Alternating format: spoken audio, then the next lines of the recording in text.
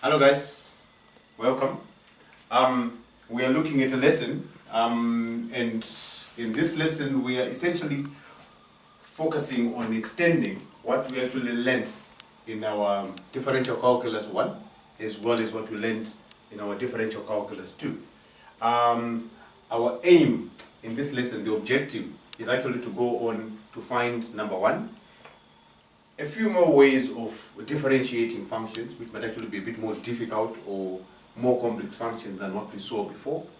And secondly, I want to show you what we call differentiation of what are known as implicit functions. Thirdly, which is probably the bigger part of this lesson, is to show you how we can use differentiation to dictate or to point out critical points of functions on graphs, such points as turning points, stationary points, points of inflection.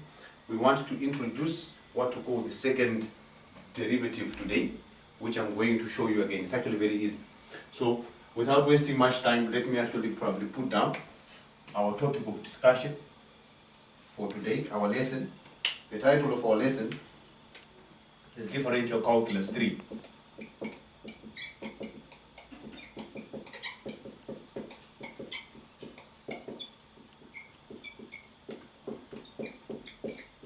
We are not differentiating from first principles.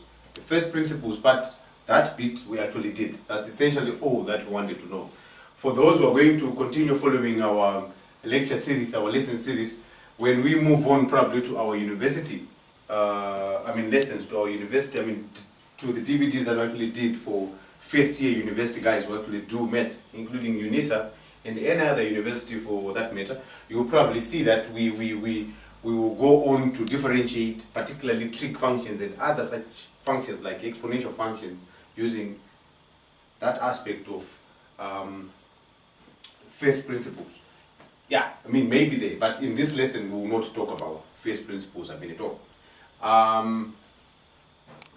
Like I've said, the objectives in here, we want to learn, one, how to use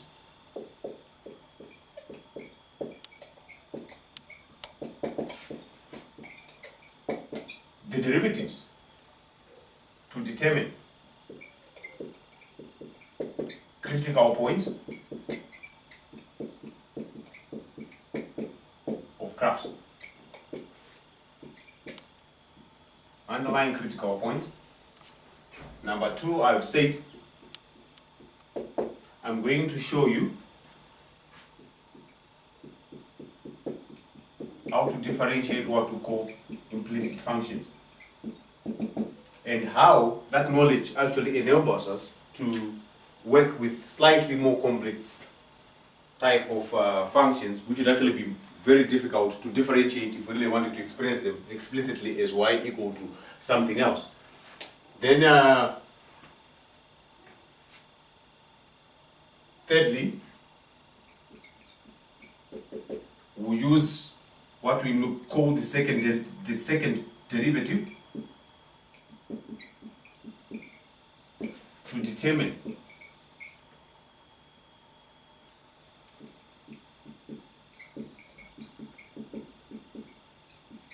the nature of stationary points.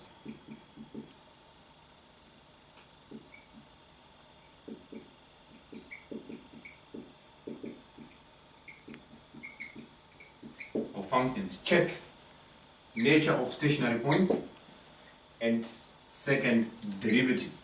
We are going to talk about that in this lesson as well. Anyway, I think I can take this off. That's what we actually want to be able to come out of this lesson knowing. That's why we are actually here. So let's go back to what we talked about in our Differential Calculus 2, where essentially we went on to show you what we call the power rule of differentiation. And we actually went on to do to differentiate a number of functions. I remember we even went on to find f dash of x as well, dy by dx squared. We said if you are given a function which is a simple polynomial if we want to find dy dx, which is essentially the same thing as f dash of x, it's essentially the power multiplied by the coefficient, so an, and reduce the power by 1. Very important, we saw all those laws, the product rule, the quotient rule, the chain rule, and the fact that we can actually add. We can differentiate if we're actually adding functions. We differentiate the functions individually and then add them. Now, what does all this really mean? When we bring everything together, when we are differentiating a function, what exactly are we doing? That's what we want to learn here.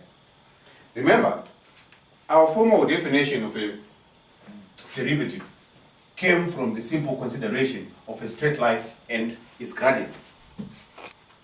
Sure, you still remember that. We said, if we look at a straight line, how to put down any straight line, which I'm sure you're now very confident. If we've got any straight line, we can always represent it by the equation y equal to mx plus c. Our argument in terms of what a gradient is was that, look, if we have got any line, right? If we are going to traverse or to travel along, if we are going to travel along the x-axis, if our height changes, either up, actually go up, or maybe goes down, or probably stays level even, that change in height, that change in y, per every change or per unit change in x represents what we call a gradient. So for example, if from this, let's call this point A and let's call that point B, if I were to move from point A, which means I'm coming from here and I go there, so I move. The truth is, I have moved from this point, if I were to look at the components of this, from this point to there, horizontally. So I have moved from some point x1 to some new point x2. In so doing, I have also moved from some point y1 to some new point y2. And our definition of a gradient is change in y over change in x, which is the same thing as y2 minus y1 over x2 minus x1. So the change in y per unit change of x. Okay, even when we went on to formalize, we look at any curve, as we did, we said, although we know that the gradient of a curve is not really, a constant, it's changing, and we went on to talk about tangents, we can therefore talk of gradients at a point. In deriving that f dash of x, we still went on to use a simple straight line, a tangent. But what exactly does it mean? What it means is, when we find the gradient, we are essentially saying, how fast is this quantity y changing as the quantity x changes? So it's a rate of change. Let me put that down formally. So a gradient is a rate of change. If we stick to our variables y and x, then we can actually go on to say gradient is the rate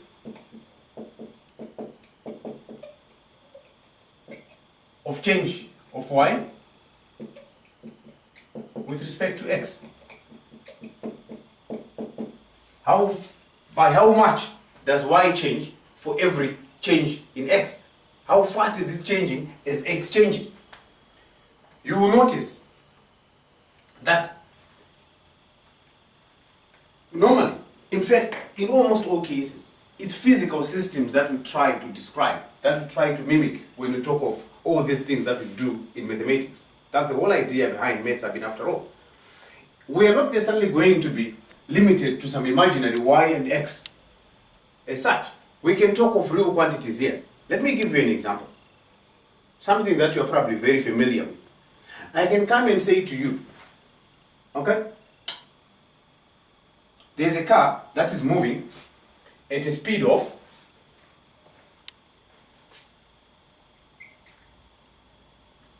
50 kilometers per hour.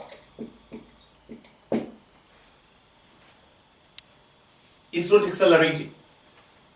So speed of vehicle, 50 kilometers per hour. If you think of what that statement really means, it's a rate. How fast is the car moving? How fast is the distance of the car from some reference point changing per unit time? Look at the units even. Kilometers per hour. How many kilometers do I cover per every hour? I have to cover 50. So in 1 hour, I cover 50 kilometers. That's the meaning of that. If I were to think of it, what does this mean really? If I were to try and model this and say, okay, so in some time period t, what is the distance covered by this particular, vehicle? Say, all right, if this is some kilometer per hour, therefore, after some t hours, so after some t hours, the distance covered, which we can call distance d, should be equal to 50 kilometers per hour by the total time t.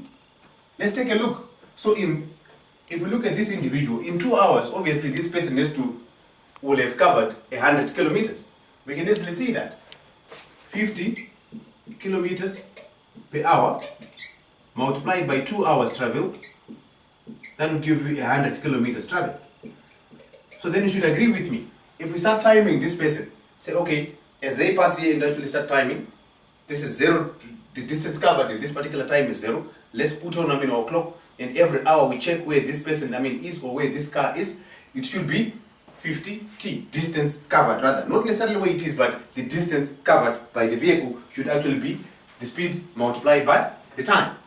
I can formally write this statement as a mathematical statement in this manner, as I will show you here.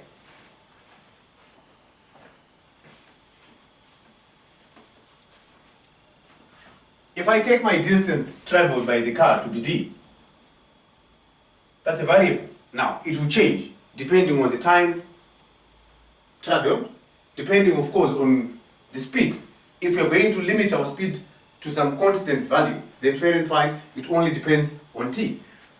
So d, distance traveled, has to be equal to 50 t, where t is the time. Now, that's a simple mathematical statement. Distance is equal to 50t. If you think about it, between those two, what can we take to be our independent variable? It's time. The car or the driver of the vehicle can choose to travel for 1 hour, 20 minutes, etc. The distance becomes a dependent variable. It depends on how long is actually chosen to travel and at what speed. Of course, our speed, if our speed is actually fixed, yes, fair and fine, it will simply depend on how long the driver has chosen to drive the vehicle at that speed.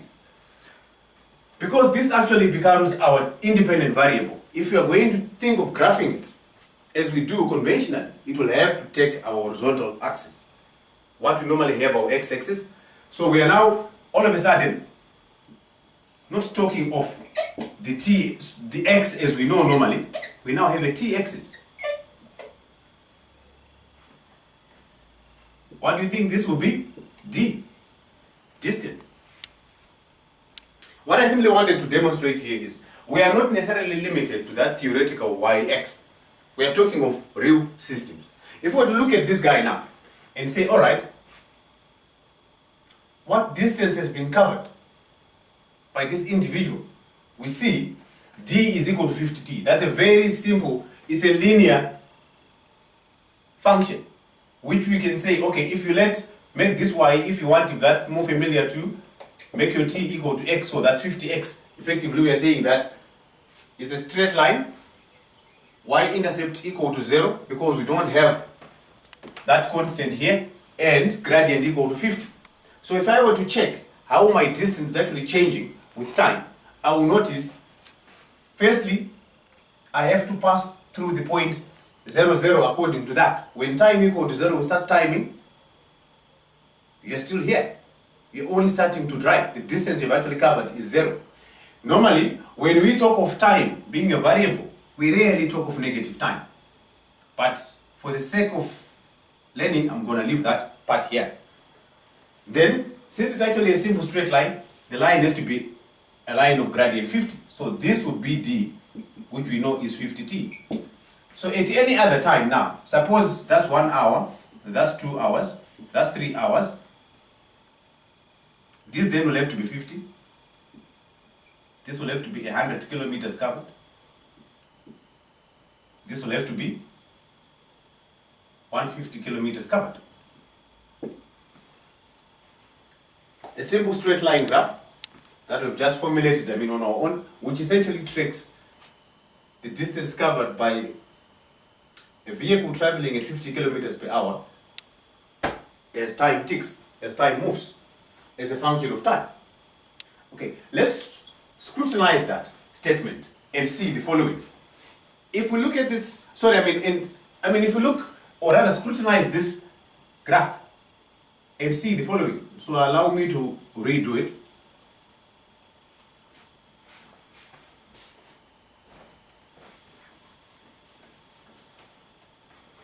If we look at that graph, if I put it down again, d equal to 50t. D, distance covered, time, origin, time 0, distance covered 0. When you started the calculator, when we started the timing. And I just showed you 3 time periods. We said 1 hour, 2 hours, 3 hours. You can take any. You can take 0.5 of an hour. You can take 15 minutes. You can take 50 hours. It's a linear, it's a simple straight line. Nothing is going to change there. And here we went on to say, okay, according to that, this has to be 50. This has to be, okay, at 2 we are sitting with 100 kilometers. At 3 hours, at 2 hours is 100, case. At 3 hours, 150 kilometers. If we look at that and ask ourselves, if we were to go back to our formal definition of a gradient, if we were to get the gradient of this line, of a distance time graph, distance time graph, which is the graph that we've actually just put down there. If we were to take the gradient, say I come to this point,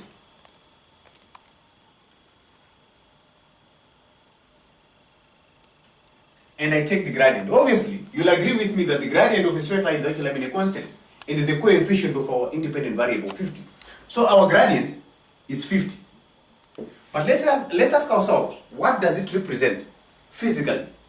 If we come here, we notice that our change in y, which now is our change in distance, will be distance covered at point 2 minus the distance that had actually been covered at point 1. So that difference, that delta d, is what we're actually measuring. Equally here, what are we dividing that by? The change in time. So this is, if this is some time t1, this will be some time t2, so that will be delta t. So all of a sudden our gradient is not that simple delta y or theoretical delta or some theoretical delta y over delta x. It's now something that we can actually easily relate to. Delta d over delta t becomes the gradient of that line. But remember, the gradient of any curve or of any line is always equal to its derivative at that particular point. If it's a simple straight line, then obviously the gradient is constant and the dy dx as well has to be constant. Delta t has to be constant, and we can see that our delta t, our delta d delta t here, or by delta t, is actually a simple constant 50. But what does it mean? Change in distance. We are talking of change in distance, even if we try to talk of the units here. 50 kilometers minus maybe some 10 kilometers before. That's probably going to give you some 40 kilometers. So our units will be kilometers per hour. So truthfully, our gradient there is 50 kilometers per hour. So we now notice that our gradient actually does have a real physical meaning. We find the gradient of a distance-time graph, we're essentially finding the speed. That is the unit that we actually measure in kilometers per hour.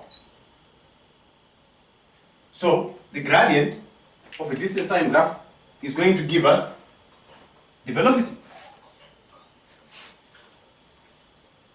Not exactly the velocity, but the speed. I'll discuss velocity at some other point.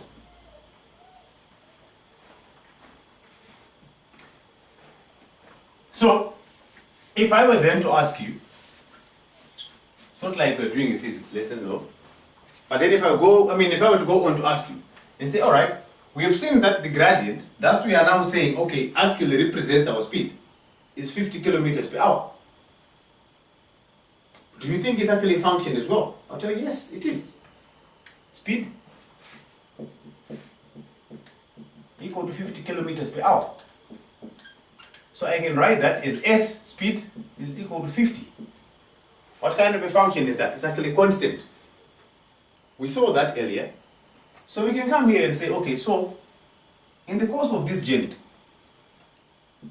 if that's our speed, that's time, it's telling us that our speed was 50 kilometers per hour throughout, fixed. That's the meaning of S equal to 50. What can we say then? We notice throughout the journey, the speed of this vehicle wasn't changing. It was a fixed 50 kilometers per hour. Happy everyone? You see the significance of such. For example, if we were to go further, we'll actually see there that the acceleration of that vehicle is zero, therefore, because the speed is actually not changing. But while this is not necessarily our real discussion, the point there was to show you that when we talk of these gradients, when we talk of differentiating, we are really talking of physical systems that we can actually describe. As we move on, for those who also watch our simple harmonic motion video, you should be able to see the use of such. For those who watch our kinematics video, you should be able to see again the physical meaning of differentiation. Now, let me take you through something that you probably might not have seen before, but which you're actually going to require going forward. Particularly, you will notice when we start looking at more complex functions, when we also start looking at trigonometric functions, and we're trying to do their calculus, we're trying to differentiate them, we're trying to, as you notice later, to integrate them, we actually need this knowledge. So I'm going to put down the following subheading, and I'll explain exactly what I mean by that. Okay, I'm going to do the following: implicit functions,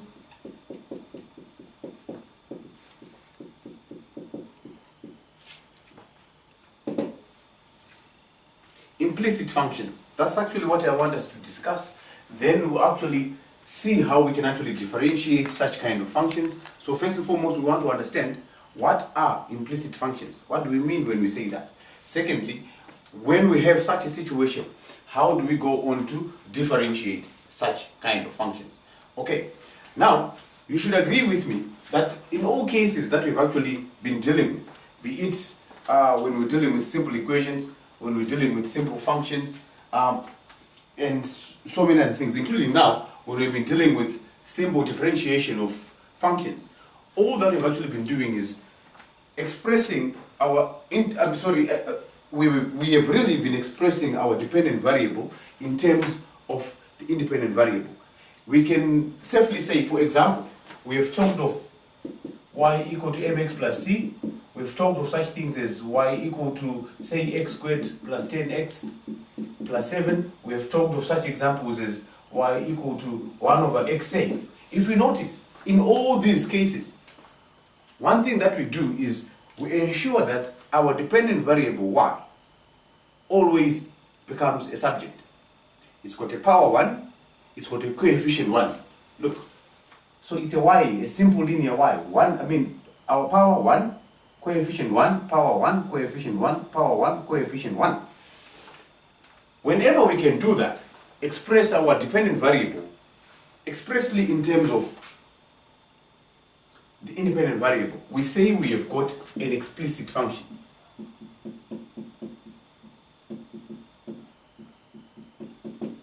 we can explicitly express y in terms of x. However, suppose we come across a situation like this one. Y squared plus 4xy plus, say, some 7 over y plus, sorry, some 7 over x plus, say, some 3y, say, equal to 0. While we can think of many ways of manipulating algebraically, that is, this, let me call it, an equation for now, to express our y as the subject, which we can, most definitely, probably we can, yeah, but in this form, for as long as we've actually not expressed that explicitly in terms of y, something like y is equal to some x plus to the power some n plus c is another x, probably to the power some m plus some d, maybe over x plus some constant, where these don't contain any y, and more importantly, where our y here sits 1 with a power 1 and 2 with a coefficient 1. For as long as we cannot do that, or rather for as long as we have not done that, and we're sitting with this, we say that that's implicitly defined. Let's take a look. Let me convert that. In fact, this actually can be thought of as a function, if you want. Although it looks like an equation, which it is, after all, the truth is, for me to write it probably in a manner that I could probably write it as y squared is equal to minus 4xy minus 7x, 7 over x minus 3y. That probably in a way kind of looks like an equation. For as long as we've not expressed this in such a manner that we've got a y here standing alone, coefficient 1 power 1, and we've got no y that side, we say that that function is actually an implicit function. Alright? You ask me, if we're to be given such a situation, if we're to be confronted with such, and we want to differentiate with respect to, normally we differentiate our functions with respect to time, as we've seen up to now, but we are not limited to that. We can still, we can differentiate with respect to any, variable. We can actually differentiate with respect to time, as we saw on our distance time, graphs. We can differentiate with respect to y. We can differentiate essentially with respect to any variable, depending on the system that we're actually working with. Now, how do we differentiate that? That's where the aspect of differentiating implicit functions comes in.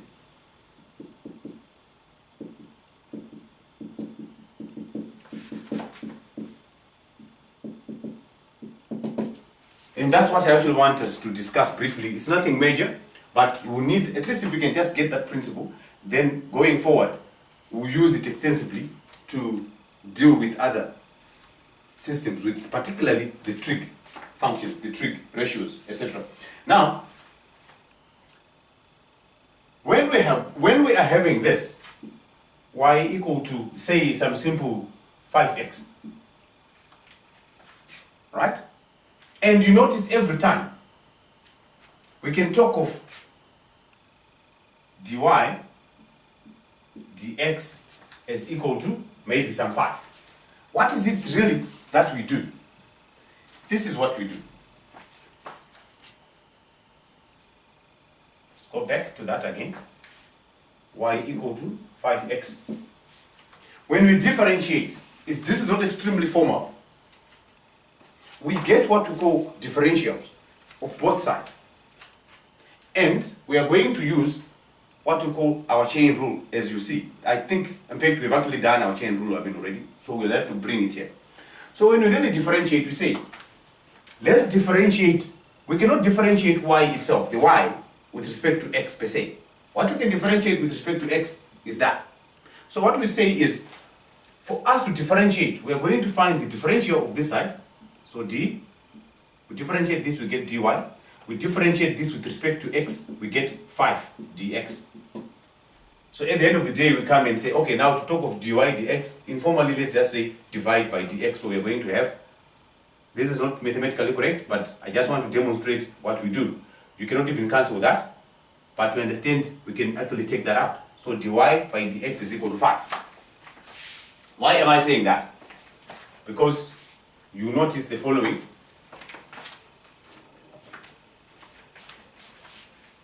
If I want to differentiate them, say y with respect to x, how do I do that? I cannot. But I take advantage of our chain rule. Remembering what our chain rule said, it said if I can break down a function to make sure that it actually becomes a function of the function, then say I've got y is equal to u, and I discover that I can actually make my u a function, say, of another variable v, then, which means that y itself becomes equal to v somehow. Then if I want to find dy or dy by du, and these are simpler functions, all I'll simply do is to say, okay, if u is equal to v, and I can differentiate u easily, so du dv, and I also discover that I can actually, or probably not even like that, and I can probably differentiate u in terms of v very easily, or with respect to v, so that I actually get dv du easily. Then I also discover that I can actually differentiate y with respect to v easily. Then we notice that our chain rule says dy du, the one that we want, will always be equal to that product. dy dv by dv du. While we cannot multiply or divide an operator, like this, the important thing to notice is that whenever you're going to be writing your stuff in terms of the chain rule, if you try to check, just imagine like you are doing some algebraic type of manipulation. If you've got a dv, this somehow should cancel out. I'm not saying that you have to go and cross those out, no. But then just by inspection you see, okay, these two can cancel, therefore I'm going to be left with dy by du, which is that. Therefore that should be a correct combination of my differentials or my derivatives. Okay, if we take that further, I think it actually is going to become a bit clear. You will notice that if you want to differentiate y with respect to x, this is what we can do. And this is what we've actually been doing all along anyway. We'll say, okay, we understand that yes, our y could be a function of x as well. But in this form, it's a bit difficult for me to say what is d by dx of y, just like that. But taking advantage of my chain rule, I can do the following. I can say, this I can write as, if I can differentiate y with respect to y, at least I can do that. That will give me 1. So I'll say, can't I differentiate y, this y, with respect to y? Because that I know I can do. But then the problem is that, remember, what I want at the end of the day is dy by dx. Remember, that is what I want. So what I'll do is I'll say, if I do that, my problem will be, I will not end up with this d dx that I have in that format. So what then do I do? Since I want to end up with that d by dx of y, here I'm having d by dy of y. So I say, okay, just by simple inspection here, I notice if I'm going to have something of this nature, dy, so that these two can cancel in quotes, by dx, all of a sudden I notice if I do that, then algebraically, informally of course, this will go away and I'll be left again with my d by dx of y, which is what I have. What is the advantage of that? The advantage of that is, in this form now I notice I can differentiate y with respect to y. That's definitely 1. But then I now have to multiply by dy by dx. So we are saying if you differentiate y, you are going to get, so I'm saying differentiate y with respect to x, you are going to get dy dx, or by dx, like that. let's see. I know that might sound a bit confusing. Don't worry. It's not really. Go through this over and over again. Complemented with what we do actually, with what you read as well in your school. So when we say y is equal to, say 5x, what is it that we're doing when we want to differentiate? Formally, we are coming to say, have this operator on that function. But obviously, if you're going to be having an equation, we do one thing on the left-hand side, we actually have to do exactly the same thing on the right-hand side. Now, we notice here, if we try to find the derivative of the right-hand side, that is actually of y, we also have to find the derivative with respect to the same variable x of the right-hand side. The right-hand side is easy. We are differentiating 5x with respect to x. That definitely will give us 5. What about the left-hand side? We are differentiating y with respect to x. How can we do that? We say, no, at the moment, we cannot. So we say, using our chain rule, how can I manipulate this so that at least I have, because if I can have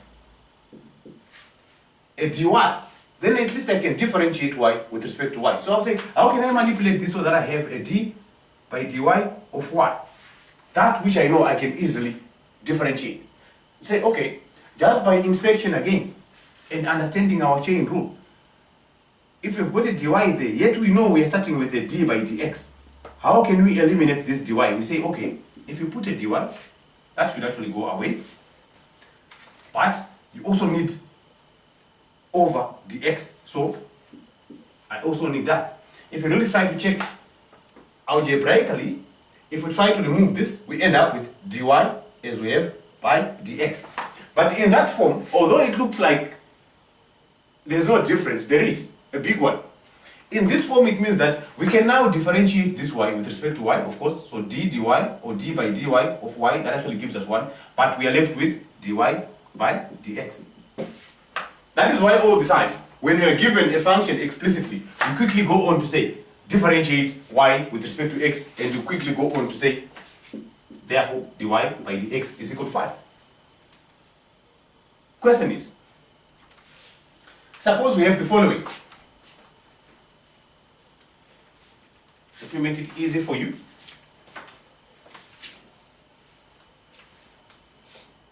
Suppose we have this. Y squared is equal to x squared. And then we ask you to differentiate. One thing that we should see immediately is that this is not an explicit function anymore. We are not, if we had gone on to express this as, okay, this means that find square roots of both sides, so y is equal to x if you want. We can talk for plus or minus as well. But if you want to keep it as a function, then y is equal to x. Or if you take the other side, then y is equal to minus x. Okay, if we had expressed it in this manner, then yes, this actually becomes an explicit function. And obviously, if we differentiate this, we get dy by dx is equal to 1. But this and that are actually exactly the same statement. So it means that if we were to differentiate this, without necessarily having to break down this implicit function into an explicit function, we should actually be able to come back to dy by dx is equal to 1. How do we do that? Can we actually do that? Is the big question. Probably we can. Let's see. So we'll say, for us to differentiate, we will simply come and say, exactly what we do to one side is what we do to the other. We want to differentiate with respect to x, so we bring our operator, differentiate with respect to x, your y squared. Therefore, also differentiate with respect to x, your x squared. If I look at my right-hand side, it's got no problems because I'm differentiating some x, nothing to do with y there, with respect to x. So this I can quickly see, this actually is supposed to give me 2x. My problem is here. If I want to differentiate this part, then I will say, but no, I've got a small problem here. Because I'm trying to differentiate y with respect to x. How do I do that? Then I'll say, okay, what if I take advantage of our chain rule and say, if I could have a way of at least differentiating my y squared with respect to y, then maybe I could actually simplify that. Then you say, okay, but if I write it, in this form, I'm actually differentiating with respect to two different variables. So this definitely is not the same as that. What do I do to take advantage of this? I will do the following. I notice I've got a d by dx of y squared here, but I'm now introducing a d by dy of y squared in order for me to be able to differentiate that. Now, to take advantage of our chain rule, we say, okay, how can I remove this dy? If I write it as a numerator, like that, how can I introduce this dx? If I write it as a denominator, then I'm going to have that. And if you try to remove this, you notice you are sitting again with dy squared or d by dx of y squared, which is what we actually have. So that's actually a correct statement, if you remember what we said about our chain rule. Okay? Which you actually managed to show on our own, or to get on our own, by the way. Now, if we do that, then we notice, at least this one, we can differentiate very easily. We can differentiate y squared with respect to y. That's actually 2y. But then, we are going to have to multiply it by dy by dx, because we are not differentiating this with respect to y in the first place. We're actually differentiating it with respect to x. So I can come here then and write the derivative with respect to x of y squared, as we have seen, is 2y dy by dx. That's what we have. So if you want, if we wanted to come back to our implicit function that we had up there, we have just differentiated this side with respect to x, and we got 2x. We are now differentiating this, and we are seeing that when we differentiate this with respect to x, our y squared with respect to x, we are going to get 2y dy by dx. So if I want now to talk of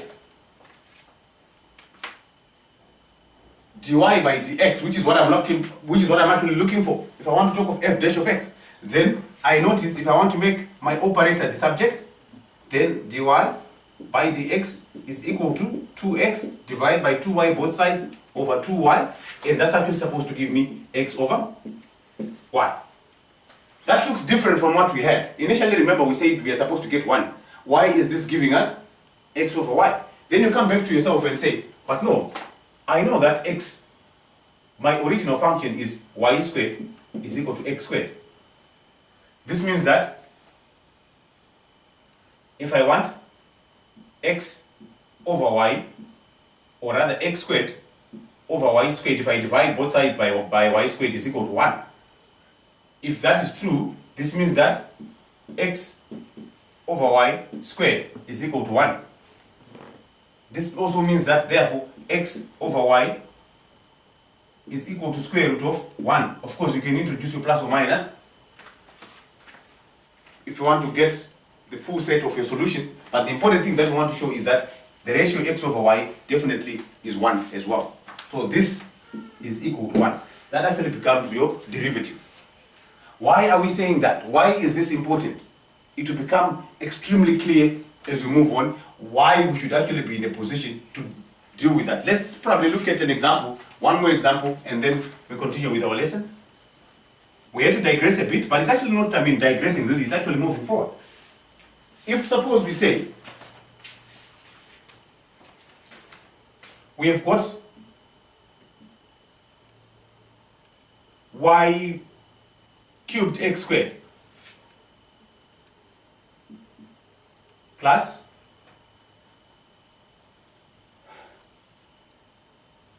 one, say, or rather, let's say plus 5x, and that's actually equal to 0, or we just have that, and we say differentiate this. How do we do that? We notice number one, it's not an explicit function. The easiest way to do it, but which you'll probably notice is actually going to take you into some difficulties, is to make our y the subject. If we make our y the subject, we'll notice, let's do it, then you come back and do it implicitly, and you see how easy it is to do the same thing implicitly compared to trying to make your y explicitly expressed in terms of x and then differentiating. If we try to make our y the subject, then obviously we notice y cubed x squared, bring this 5x there, we are going to get minus 5x. Right? Then if we do that, we also notice this means if I want to make my y the subject, then first and foremost divide both sides by x squared. So we'll have x squared there, minus 5x divided by x squared, that's actually going to give us minus 5 over x. So I've got y cubed is equal to minus 5 over x.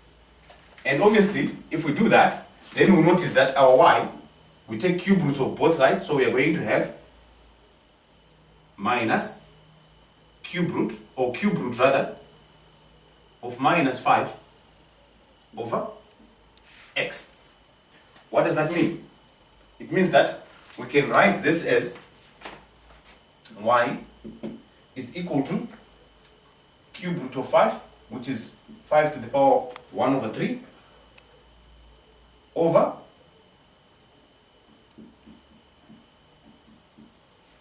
cube root of minus x, if you want. This means y is equal to cube root of 5 multiplied by minus x to the power 1 over 3 or minus 1 over 3. Now in that form, that becomes explicit. It means that we can now differentiate that. So if you want to find dy dx here, or dy by dx, we notice this is the same thing as our coefficient is 5 and 1 over 3. Our power is minus 1 over 3, so multiply by minus 1 over 3. Then we've got to reduce our power by 1, so minus 1 over 3 minus 1. So we are going to end up with minus 5 cube root of 5 over 3 multiplied by, this is the same thing as minus x to the power 3, minus 1 is the same thing as minus 3 over 3. So we end up with minus 4 over 3, which means we are going to end up with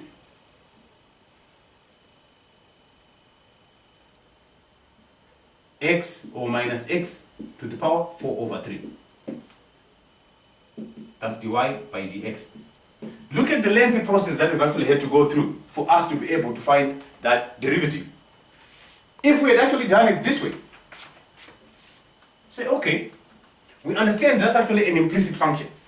So we can actually take advantage of our chain rule, implicit differentiation, and differentiate that very simple function.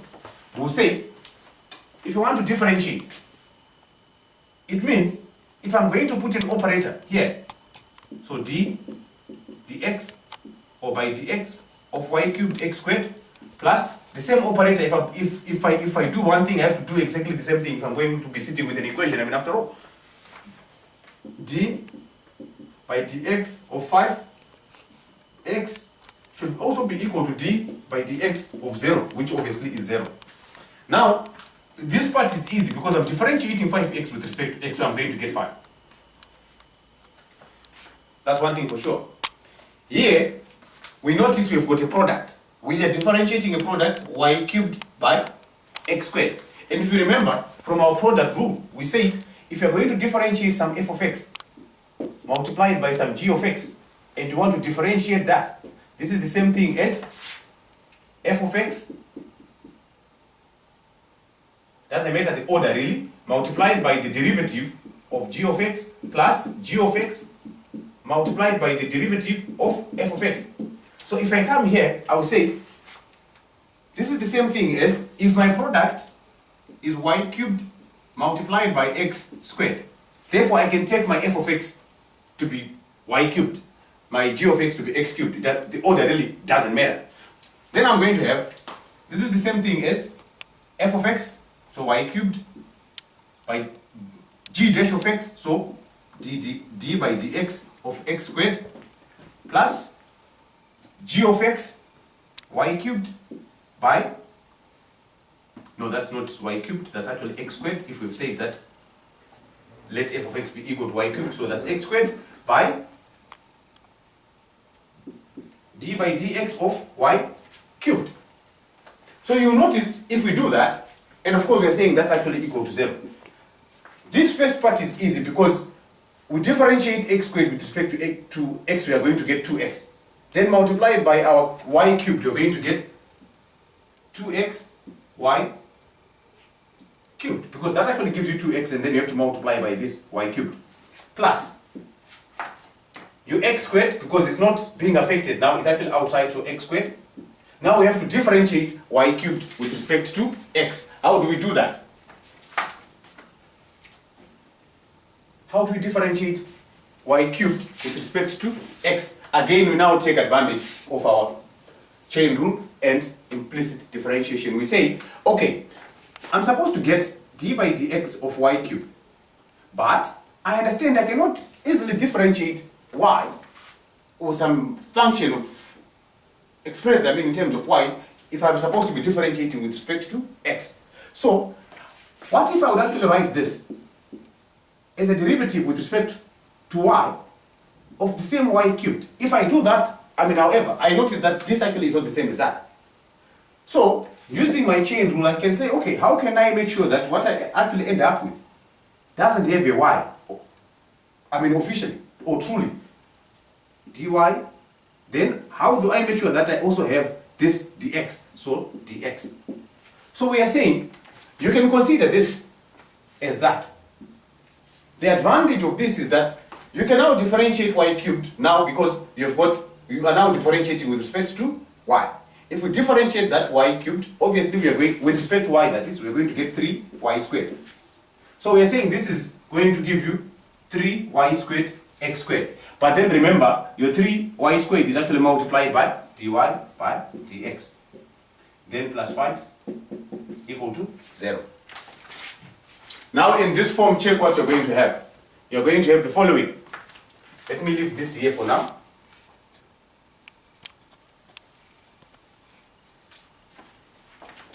In this form, you're going to have the following. You now notice that, look, you are sitting with, what you're looking for is your dy by dx, but you are currently sitting with this. So you say, how do I make my dy by dx the subject? Obviously, you can bring that side, you can bring your minus 5, so we can have 3x squared y squared dy by dx is equal to minus 5. Because if I bring this 5 that side, it's actually going to become minus 5. Then minus 2xy cubed. Question now is, how do I make this? How do I make my dy by dx the subject? You will notice this is exactly the same thing as divide both sides by 3x squared y squared, divide both sides by 3x squared y squared. You're going to get, that obviously will give you 1, so you're left with dy by dx is equal to minus 5 minus 2xy cubed over 3x squared y squared. You're going to ask me, why doesn't it look exactly like what we have here? Truly speaking, these two statements are the same. If you want, just go back to your original function. Then all you do is, like what we did initially, express your y in terms of x, so your y in terms of x, then come back here, and everywhere you've got y, input that, so that you express this totally or entirely in terms of x only. You're going to come back to that.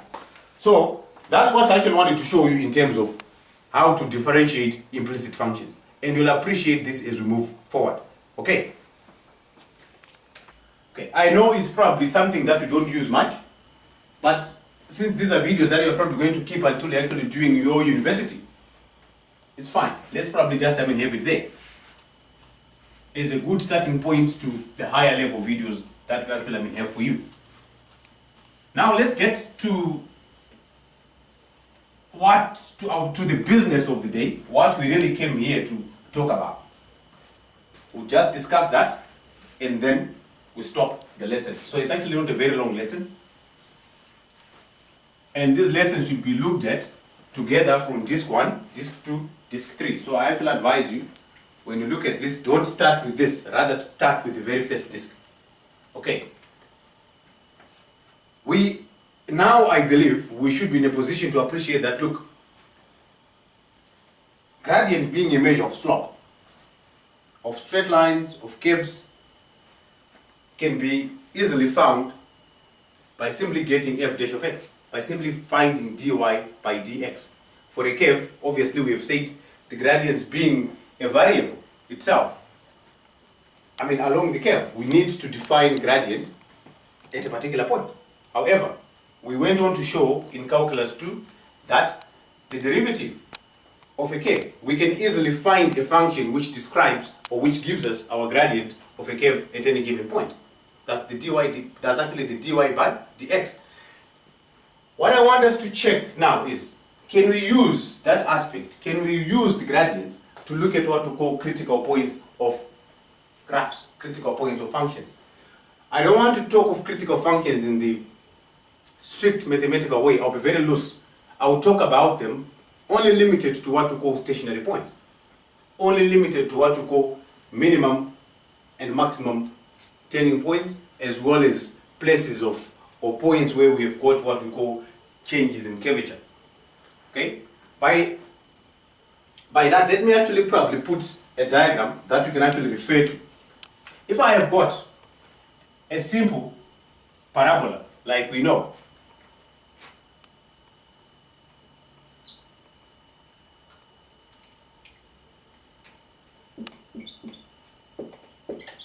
y equal to x squared,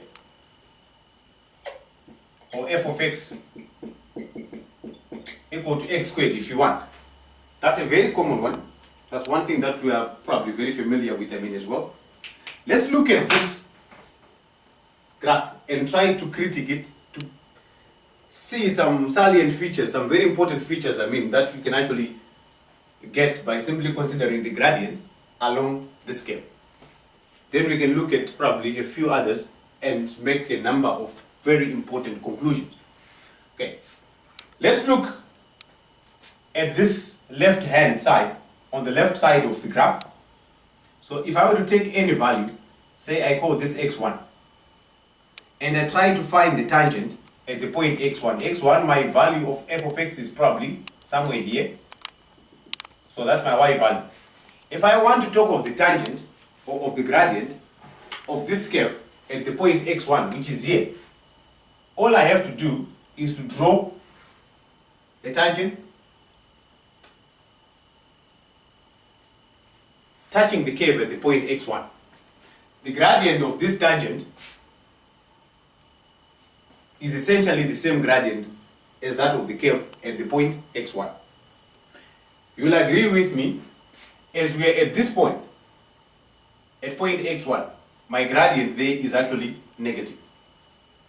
We can see we are going down here. Our slope is actually a negative slope. That's our gradient. Let us also check something which is very important. If I were to move closer to the point 0 and say I come here, if I were to, and let's probably call this point x2. If I were to ask again to get the gradient at that point, then you will notice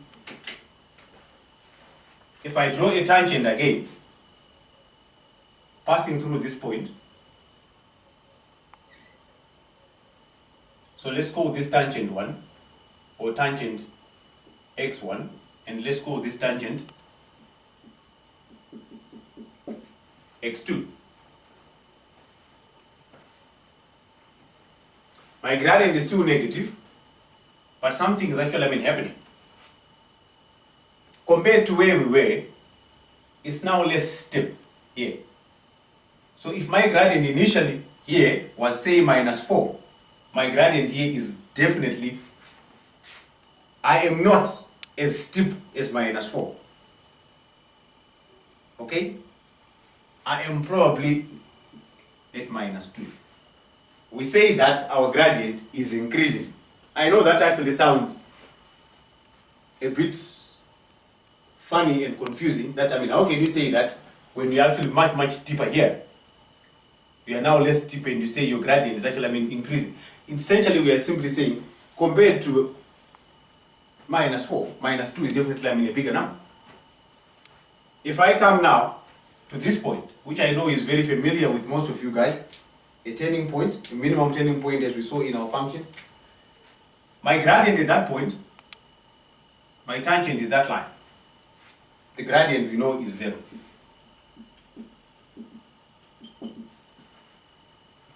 Okay? So we notice as we move closer to this turning point, our gradient minus 4 is definitely less than the gradient minus 2 at this point, less than probably another gradient there minus 1, which will be less than the gradient here, 0.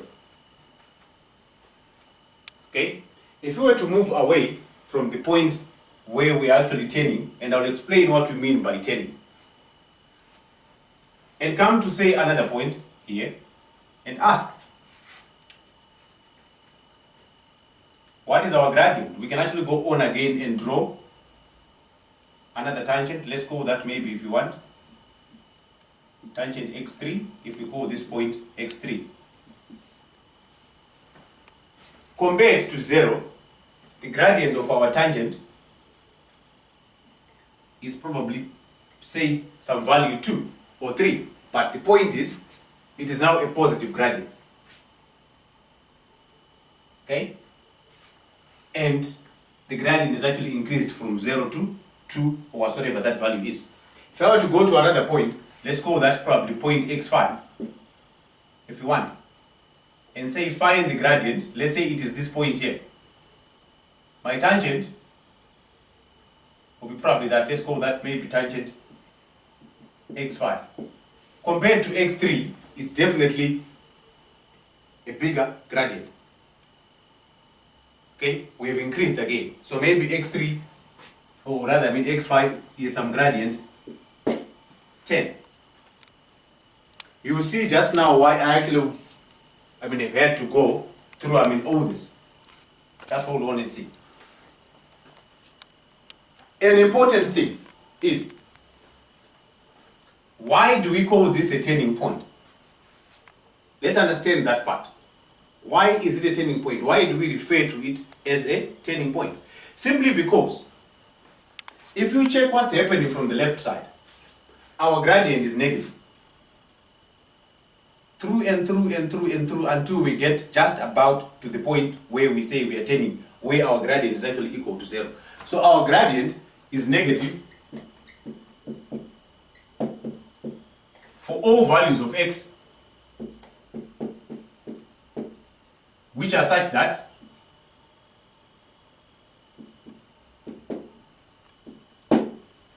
such values of x are less than 0. So from minus infinity to 0, our gradient is negative.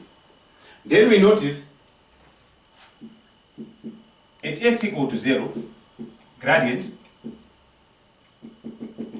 equal to 0. More importantly, we notice for x, which is such that it's an element of, it's any value which is bigger than 0, means now to the right of that point equal to 0, to any other point infinity, our gradient is positive.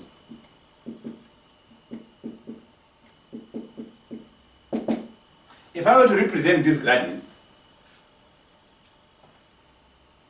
using some imaginary tangents, if you want, just to show that, okay, if this is some point, if this is, our point 0, that origin, when we are coming from the left, our tangents are like that. Our gradient is actually negative. When we are really at the point 0, our gradient, our tangent is horizontal.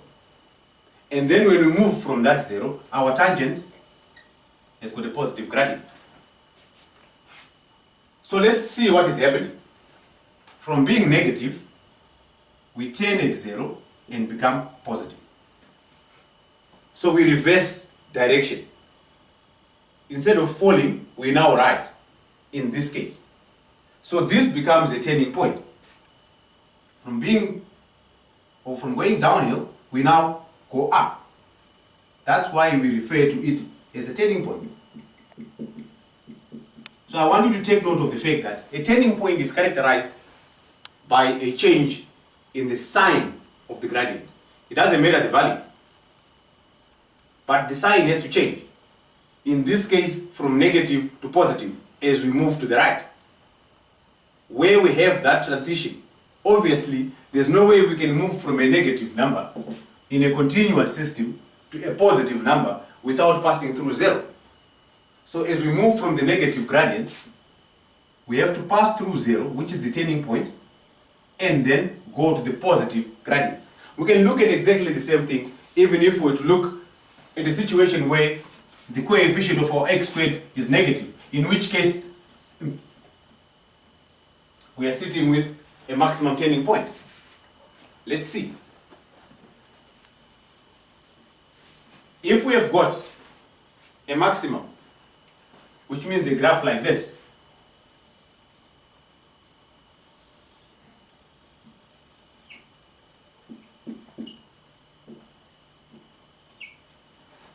okay?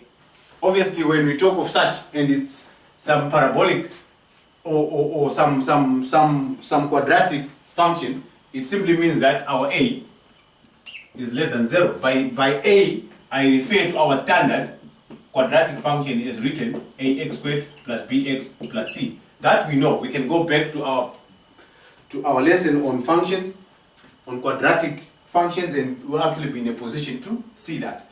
Let's do exactly what we did here, but probably not as much, as that. As we approach this point which we see, which appears like some turning point, let's see what's happening to our gradient. When we are still to the left, let's talk of this point as probably point x1. Let's talk of this point as some point x2, which is obviously our x equal to 0. Let's talk of this point as probably some point x3. And let's actually try to see what is happening there. At point x1, we notice our tangent is probably a line of that nature.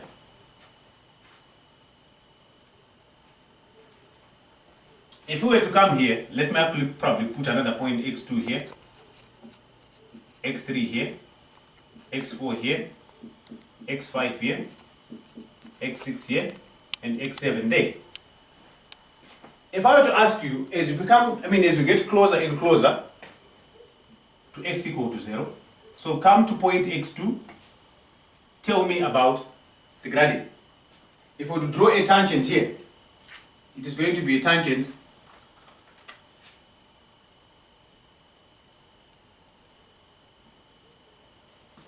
of that nature. If we call our first tangent at x1, tangent x1, this tangent, and then we call this tangent at x2, tangent x2. Notice what is actually happening in this case. As we are approaching our x equal to 0, our gradient is decreasing. So if our gradient here, we are rising steeper, let's say our gradient is 4, our gradient here has to be less. It's probably something like 2. Here your increase in y is much faster than your increase in y when you talk of the tangent 2. If I were to do the same even at x3, you discover that my tangent here would actually not be as steep as tangent 2. So we see, unlike what we saw with that minimum turning point, as we approach that point where we're actually going to turn for a maximum turning point, our gradient is actually decreasing. It doesn't mean that it's actually negative.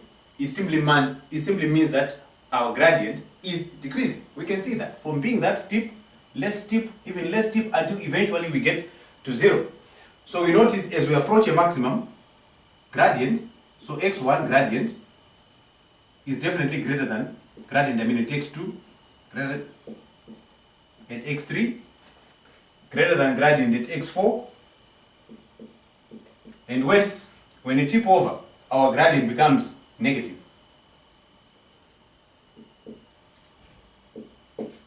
So from a positive gradient to a negative gradient, more importantly, we decrease as we approach that turning point. Let's do exactly what we did with that earlier function and see the following. If we look at this now, when we are sitting at the turning point, the special thing about the maximum point is at that point our gradient, our tangent, is a simple horizontal line representing a gradient equal to 0.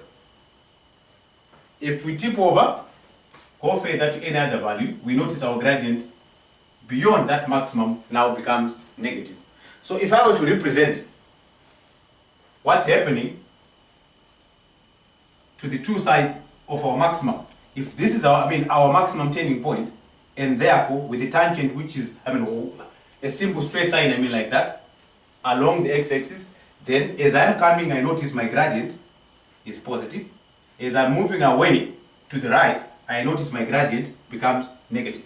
More importantly, just by looking at this pictorial representation of what we have, we notice our gradient is actually increasing as we approach the turning point. If we were to come back to what we did here, we said turning point but minimum, and we notice as we are approaching the minimum turning point, our gradient, as represented here pictorially, is decreasing, is falling. So as we approach falling gradient for a minimum, as we approach increasing gradient for a maximum. This we can use as a test. If we were to be given a function which is such that it has got some turning point somewhere, we can use this very simple test to tell if that turning point is actually a maximum turning point or a minimum turning point. But before we probably even go on to do that, I probably have to draw your attention to the fact that we might find some points or some functions which are such that while they can actually decrease, gradient, and then increase on the other side, they don't necessarily turn. I'll show you one just about now. For example, f of x equal to x cubed. We'll give an example of that. We'll actually take a look at that graph as well. That will need to be in mind. But let's focus on the first, the f dash of x test if we are going to examine the nature of a turning point. So I'm going to put down a subheading here, and I want you to listen carefully because it's actually extremely simple if you follow what we are doing.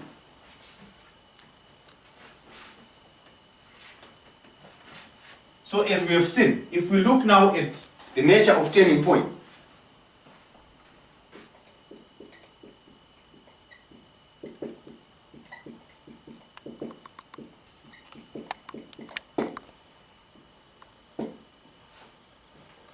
let's look at a minimum turning point.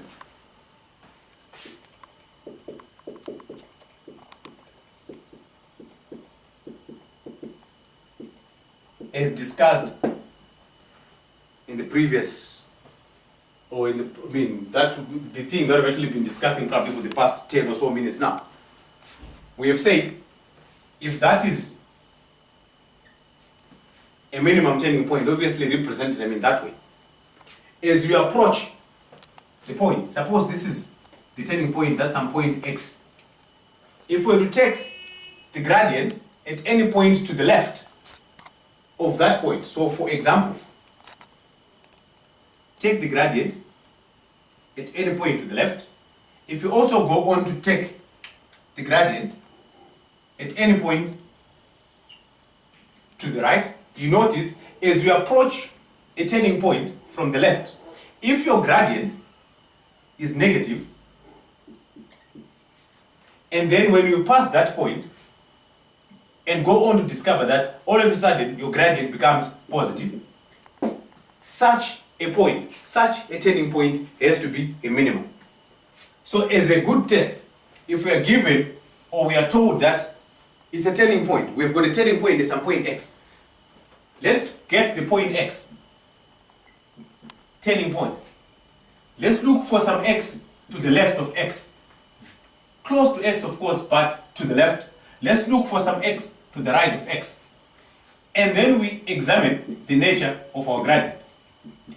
If our gradient to the left is actually negative, obviously at the turning point our gradient, we know it has to be 0. Then we discover that our gradient to the right is positive, then nature, such a turning point will have to be a minimum. Will We'll take a look at an example, a practical example. So I'll put down a function just in a few minutes to take a look at that. Equally, if we were to reverse that and use the same test, we'll see the following.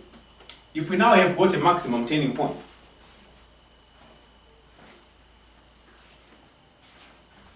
and use the same principle,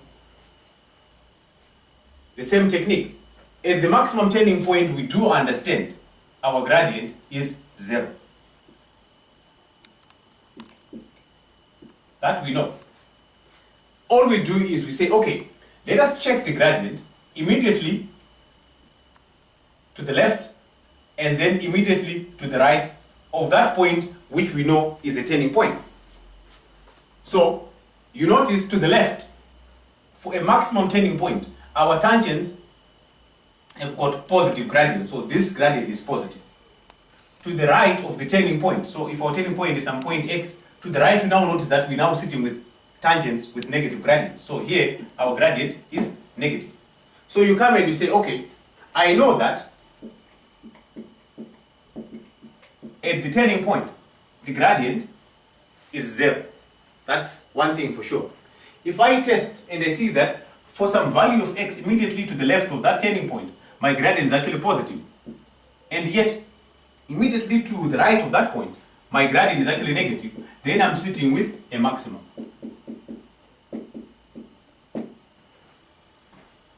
Let's see something. The function that I told you about, y equal to x cubed. If I'm going to sketch, if I put down, or rather, as I put down this function, you will notice something very nice about it. Y, or f of x, x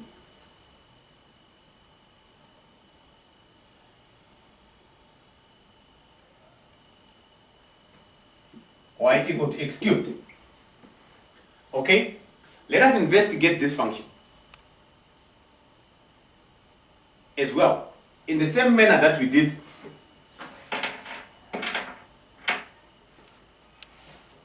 with the maximum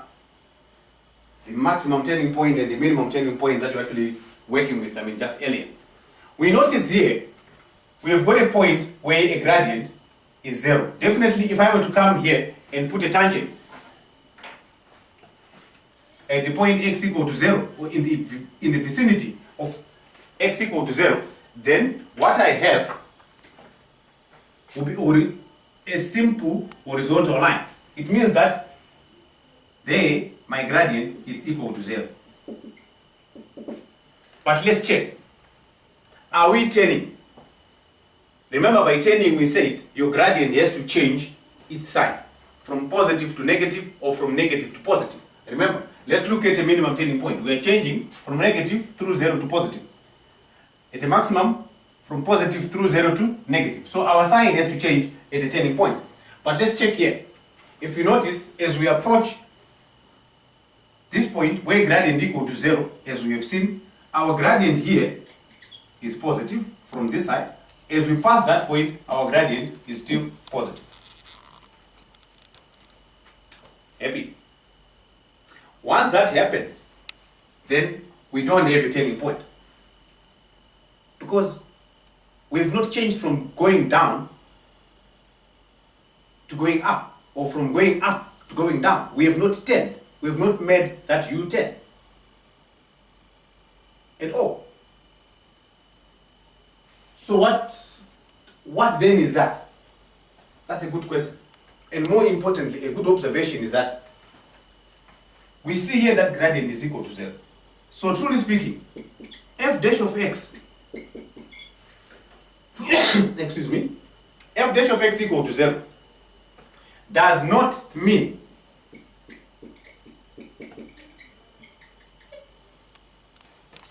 you have a turning point.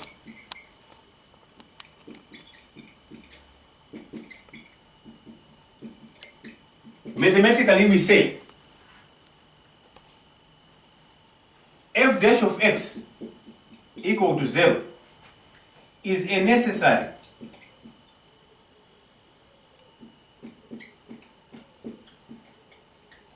but not sufficient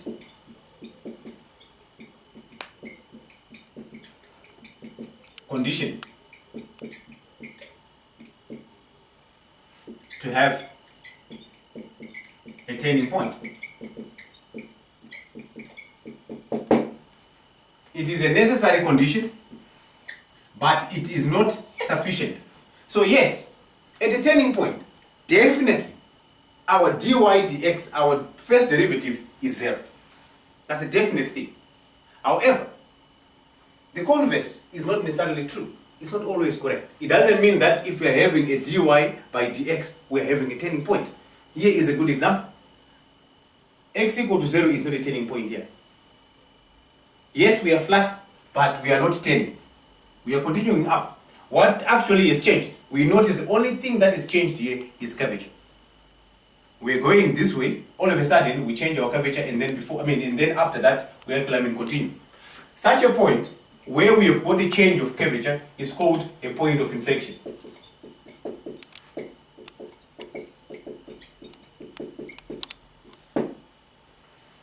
A very important thing is, at a point of inflection, let us take down the following notes. How do we test that a point or some point where f dash of x is equal to 0 is actually a point of inflection as well, in some cases? Suppose, and more importantly, to make my statement probably a bit more correct, by change in curvature or by a point of inflection, we don't necessarily mean that it has to be this flat. It can be anything like this. Let's take a look.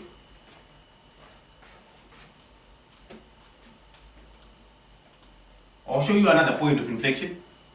Then I'll tell you what is actually more crucial in terms of what's required to tell if a certain point is actually a point of inflection. If I've got a graph, again, suppose like that.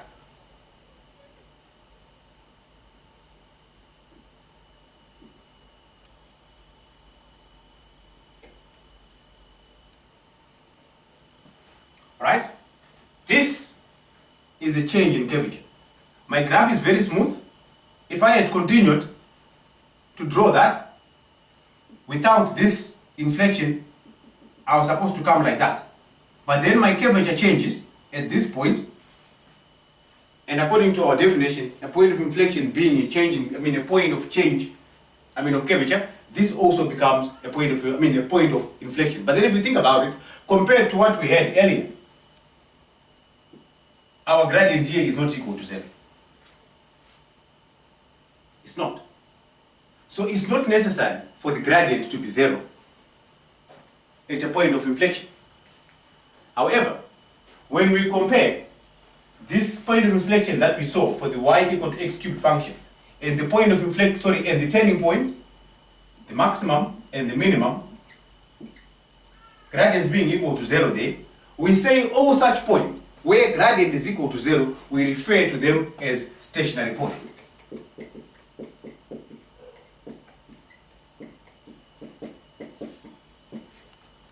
What do we mean by stationary? We are saying we are stagnant.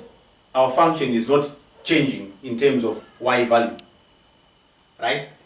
Along this line, in the vicinity of the area where I'm actually having a gradient equal to 0, if I were to move slightly, I don't change my height. Neither do I go up nor down. You see that? For as long as I'm actually limited to here, if I move, I don't move up or down. I'm just on a 0 gradient type of path. So we say we are stationary. We are not climbing or going down. So what then does a gradient equal to 0 guarantee? A gradient equal to 0, dy dx equal to 0, guarantees the presence of a stationary point.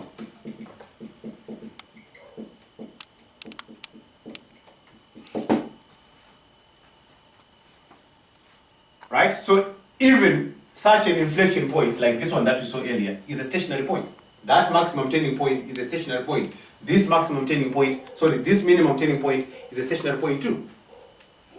However, the point of inflection that we see here is not stationary. We are changing. Even if we change curvature, our y value changes. Our height is changing. So that's not stationary. Okay, now, just to conclude and then talk a little bit probably for the next 10 minutes about then what then do we do? How then do we use this test? If now you come and discover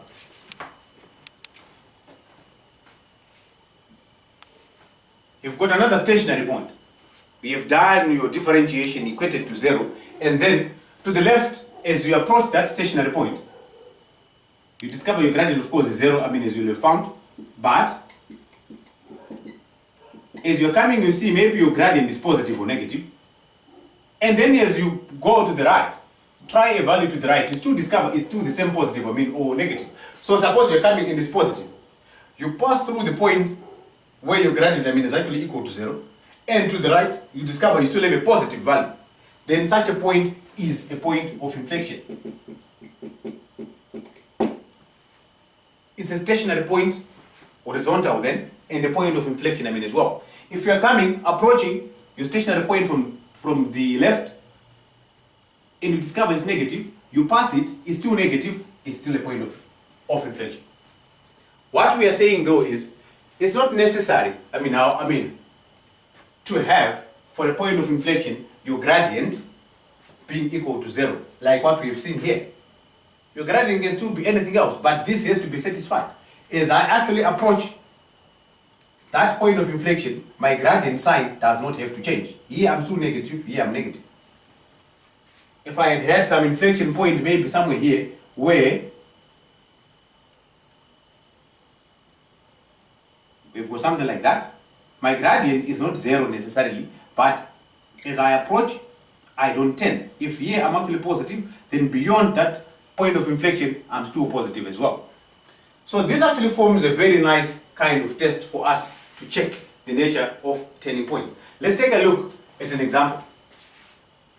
I'll give you a very simple example. Suppose we tell you that we have a function f of x is equal to x cubed plus 3x plus 2. So f of x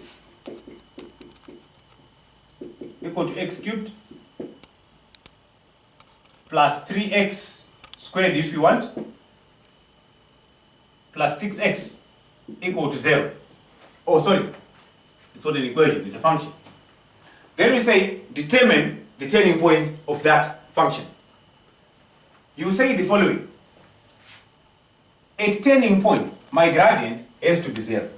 That much I know. So all I have to do is to find dy by dx, or f dash of x if you want.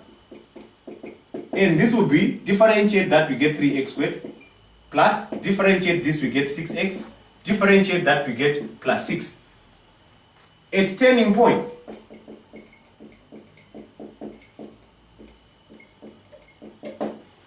right, we notice f dash of x or dy dx has to be equal to 0. Therefore we are saying 3x squared plus 6x plus 6 has to be equal to 0. If that is true,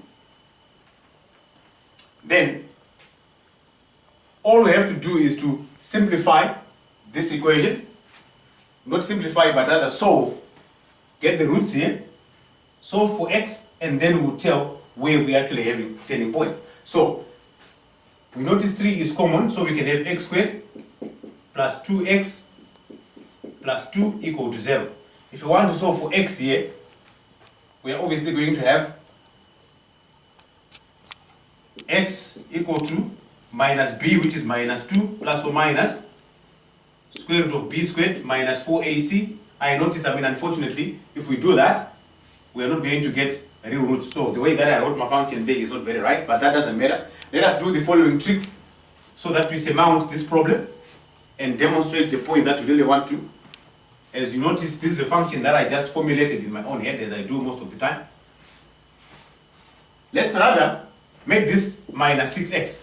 So that when we actually go on to find dy by dx, that's that. That's a simple equation that we can solve. If you want to find turning points here, we'll say 3x squared plus 6x minus 6 is equal to 0. Therefore, x squared plus 2x plus minus 2 is equal to 0. Therefore, x is equal to minus b, which is minus 2, plus or minus square root of b squared, which is 2 squared 4, minus 4ac, so 4 by 1, by a, which is 1, by minus c, sorry, by c, which is minus 2, so that's 8. Minus 4 by that, so 4ac, which is minus 4, by a, which is 1, by c, which is minus 2, everything divided by 2a, which is 2. So we have got minus 2 plus or minus square root of 4 by 8, which is 12 over 2. So we have got x values to give us this would be either x equal to square root of 12 is the same thing, 4 is the same, 12 is the same as 4 by 3. So this would be 2 root 3. So my x values are going to be minus 2 plus root 3 over 2, or x equal to minus 2 minus root 3 over 2. What we now need to find out, so at these values, our gradient is 0. At those values, we are having definitely some stationary points. Are they turning points? We don't know. Is this one a maximum or a minimum? We don't know. Same as that. What do we do now? We simply have to investigate the nature of the roots, the nature of those turning points. How do we do that? We say, okay, let's take turning point 1.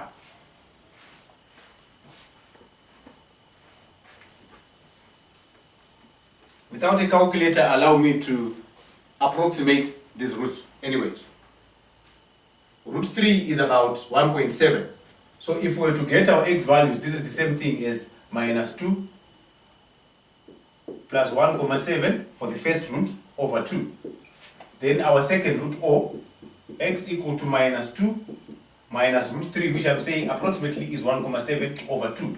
So we have got x is equal to minus 2 plus 1.7, that's approximately minus 0.3 over 2. So our x, one of our turning points is the point x equal to minus 0.15 approximately. Our second turning point, minus 2 minus 1.7, that's minus 3.7 divided by 2, that's 1, 8, approximately minus 1.85. So x equal to minus 1.85. That's a bit simpler than working with sets. So if we now want to try to find the nature of these roots, of these turning points, are we having turning points? Are they maximas? Are they minimas? etc. What do we do? Let's take a look at the first turning point. Did we say minus here? It's actually, yeah, it's both minus, anyway. So we come and say, okay, we have got a turning point at x equal to 0.5. So x equal to 0, at minus 0.15. Our gradient there, we know, we have found it, it's actually 0. So all we do now is to take 2 points. If this is our point, x, let's check the nature of the gradient to the left of that turning point and to the right. So we say, all right, let's find a value to the left of minus 1. Let's also find a value of minus 0.15. So our x is minus 0.15. So we want to find the gradient as we are approaching it from the left. So we take any value which is to the left. Don't take any complicated values. Look for whole numbers.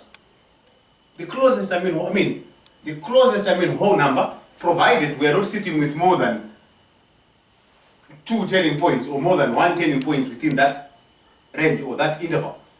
Okay? So if here I take a number which is to the left of minus 0.15, would be a number such as minus 1.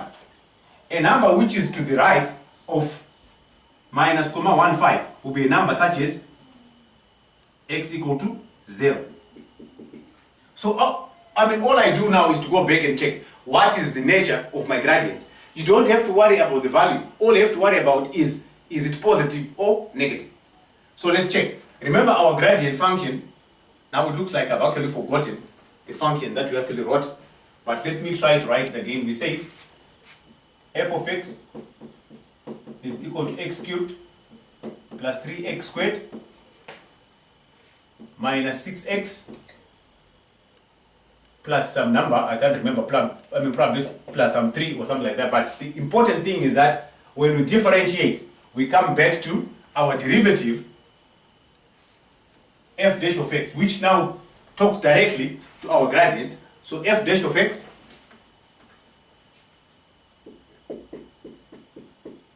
as we said is supposed to be 3x squared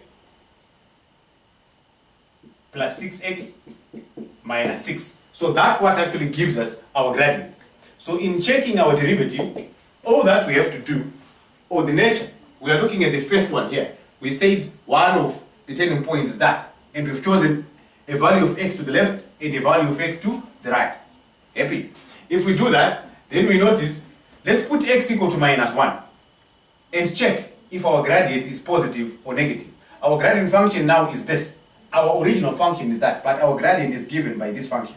So f dash minus 1 will be equal to 3, x equal to minus 1, so minus 1 squared, plus 6, x equal to minus 1, so minus 1, then minus 6. So we have got, as you can see, 3 by minus 1 squared is 1, by 3, that's 3, plus, this is minus 6, then minus 6 again, so we notice our gradient is minus 12 plus 3, which is equal to minus 9. So our gradient to the left is negative. So the absolute value, or rather the value, the minus 9 or the 9 that we have there is immaterial. The point is we simply want to find out if it's negative or positive. Then we check when x equal to 0. When x equal to 0, is our gradient negative or positive? Is 0 to the right of minus 0.15? Yes, it is. So let's check. So when x equal to 0, what is our gradient function? Our gradient, wherever we have got x there, let's put 0. So f dash of 0 will be, this will be 3 by 0 squared, which is 0. That will be 3 by 0, 6 by 0, which will be 0, then minus 6. So again here, our gradient is negative. Happy? If that is true, then we ask ourselves a question. What kind of a turning point is that? We come here and say, okay, so as we are approaching that turning point, our gradient is negative.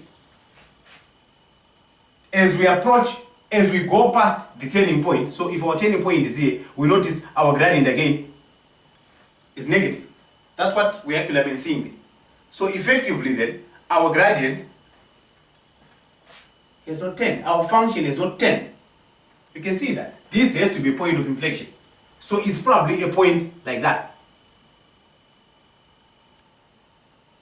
This inflection point also, as we can see, because the gradient is 0, it has to be a stationary point.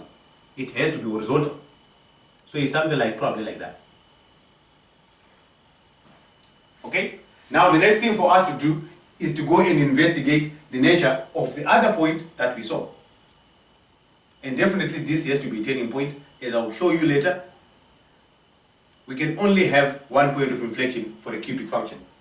That much we will learn. So let's think about it for a few minutes. Try to think about what this means.